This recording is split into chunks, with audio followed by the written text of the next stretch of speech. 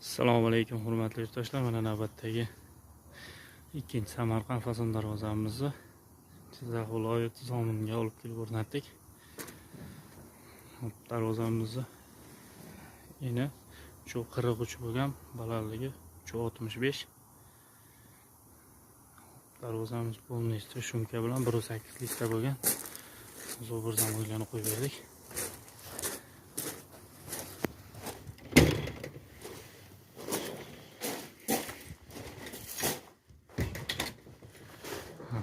Orqa ko'rinishlari.